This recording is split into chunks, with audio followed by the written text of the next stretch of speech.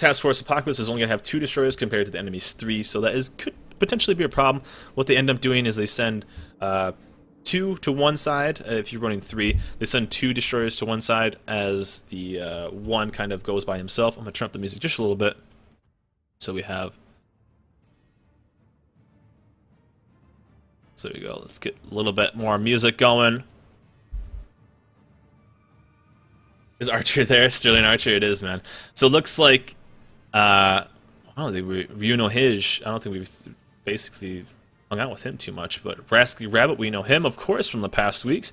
Looks like Fleet of Fog is going to be taking B cap without being contended too much. B and C cap are both being taken, so I would imagine an A push wouldn't be too bad just to get some points going. Let's switch to Rascally Rabbit quick. They got to keep in mind, though, they only have the 2 destroyers, so maybe they're kind of playing it a little bit slow. They want to pick their fights as well as they can. The fighter cover there. Wow, all 3 caps.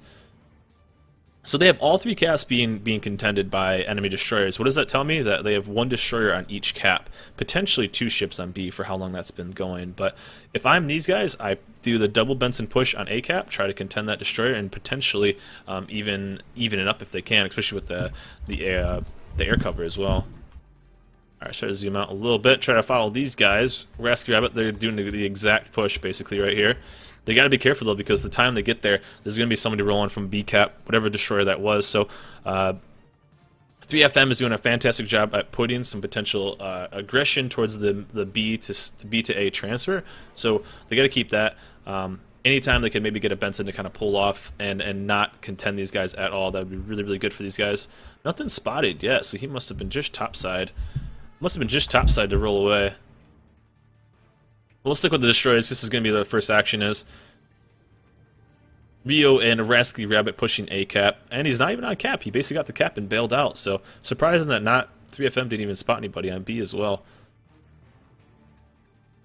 There's the first bets, and Crying sure putting some shots on Rascally Rabbit, but the shots will be returned. Looks like Rascally Rabbit may be rolling Demo Expert, while Rio is rolling the Survival Expert. Crying Stripper only with 15 fours, so that means he's also running either AFT or Demo Expert. I assume Demo Expert. USN destroyers tend not to do too well with a bit of an extra range on the AFT, but hopefully this team is going to have the double Atago. Let's switch to one of those guys really quick. So double Atago means they can get some better shots on those potential destroyers and take them out as quick as they can. There's the battleships from the enemy team. Those are the guys we're going to have to kind of worry about. Big guns from the enemy team. Big guns. Looking for some of these cruisers. Let's find one of those guys, see what Sterling's up to. So Sterling's basically bailing out. He sees those big old battleships, doesn't want to deal with them. Most likely spotted.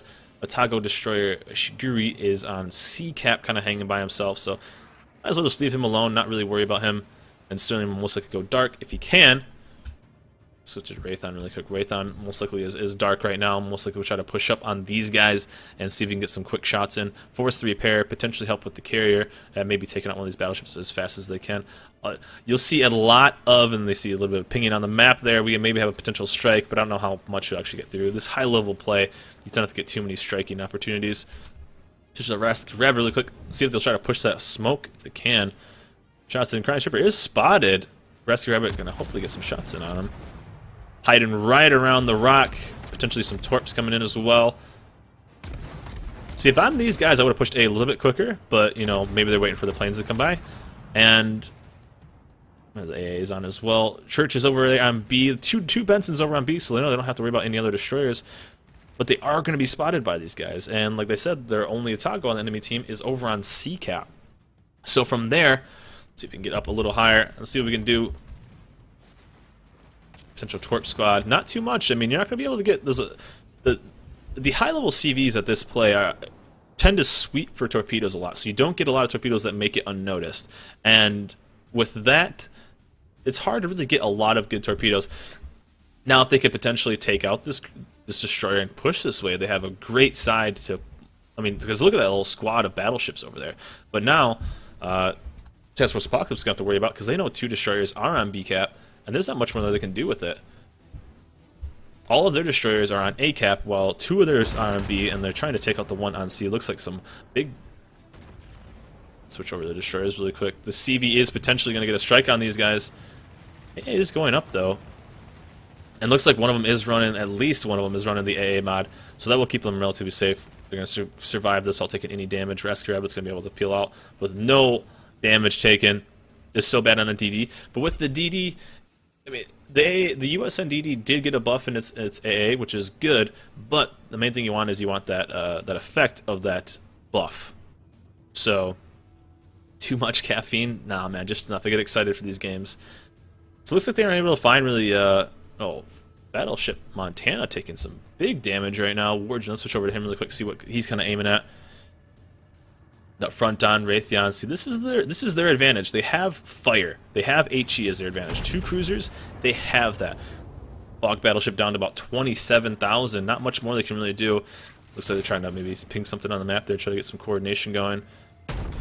And if I'm these guys, you maybe can make a decent push in there to the B and maybe take out a destroyer. That's what they need. That's the advantage of the other team, is the destroyer.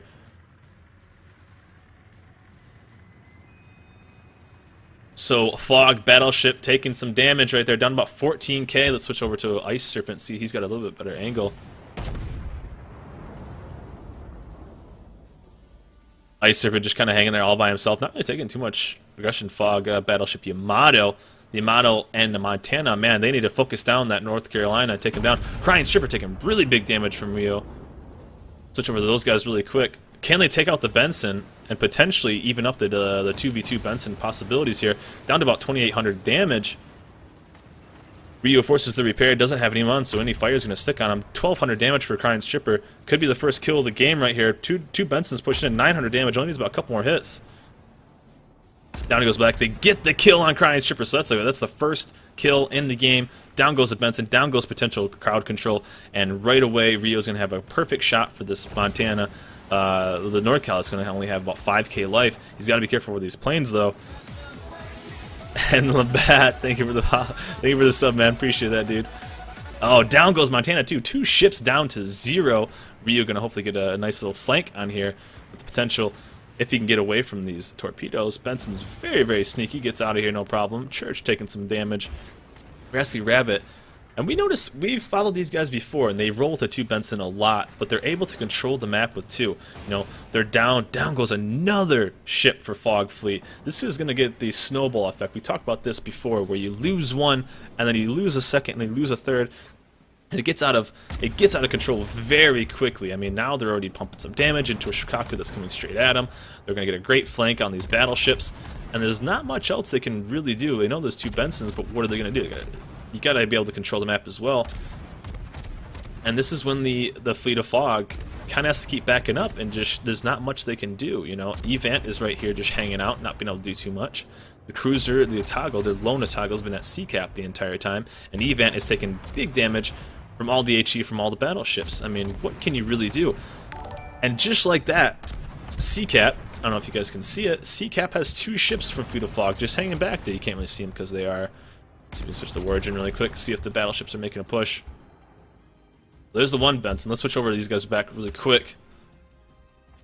Now, they're going to be able to pick and choose their positions wherever they want. Rio and Rascally are going to be able to put some damage on Hegzilla. But Rio's going to be really close to these Benson. They may lose one of these Benson, but hopefully they'll at least get a trade, take one down with them. There's Church right there. So both the Bensons for Task Force are very, very low, down to about 1,300, about 3,000 left. Hegzilla taking damage, about 10k left. But Church is just going to finish off Rio right here. Rascally Rabbit is going to be pretty low on life as well. And they're not going to be able to get a very good chance. But you look at the board, and they're down, although up by ships. They're down by points. Rascally Rabbit can be taken out by this torpedo here unless he can dodge it. Didn't arm in time, but they're not really getting this well of a trade right now. He's putting in some torps. I don't know if he'll be able to get them, but just like that, they're out of destroyers, which on a domination style like this is a pretty big advantage for the enemy team. Evant goes down, Sterling only down to about 2 other battleships. Sterling Archer full life. He knows that there's a destroyer over here. As long as he can get vision on it, he's going to be able to find them. But he needs that vision because there's 1 Benson on one side and 1 on the other side. He's got to be careful, and they got to be vigilant of only having the 1 destroyer.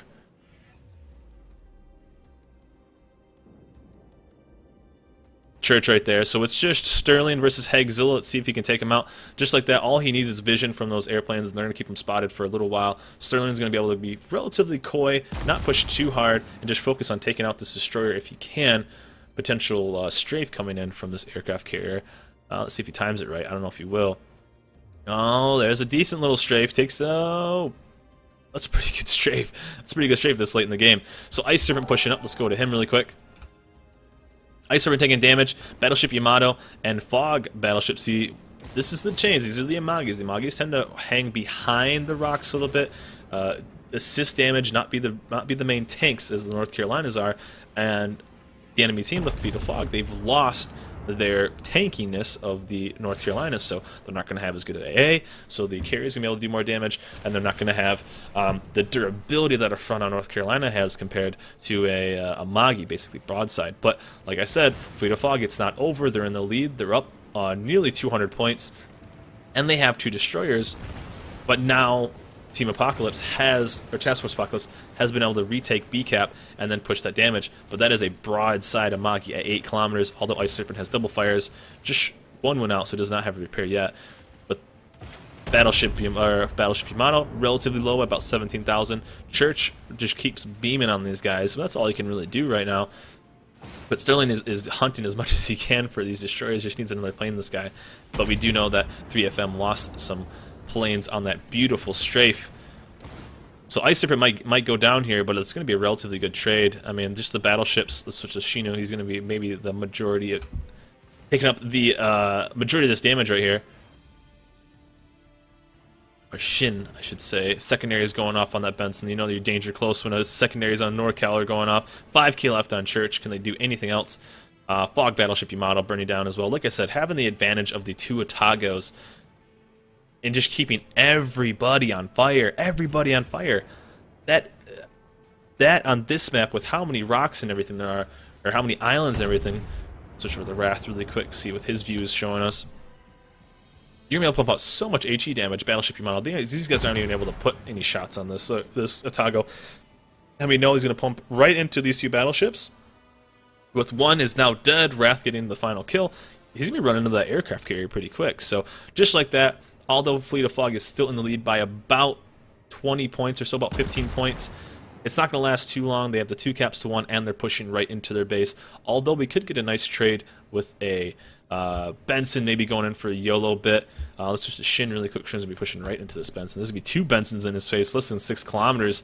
That's going to be a lot of torpedoes, and we know Benson torpedoes are very deadly. Go secondaries, go, he says. Go secondaries, go. 4k, potentially going to get a decent shot on these guys. Maybe take out one. It's going to be hard for Fleet of Fog to come back from this, though. The only thing they were able to do was kill the 2 Bensons, but really you got Sterling on one side, you're going to have this guy on the other. That first torpedo squad completely misses. And he's going to get a little bit of ring around the rosy going. Bunch of planes in the air. Down he goes. Shokaku goes down. That's their aircraft carrier. Let's get on this side if we can.